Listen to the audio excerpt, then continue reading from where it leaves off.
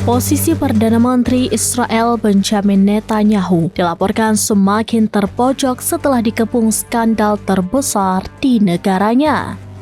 Diketahui ia terlibat skandal dokumen rahasia intelijen yang bocor dari kantornya. Dilansir Middle East Monitor, rincian insiden tersebut dikenal sebagai kasus keamanan.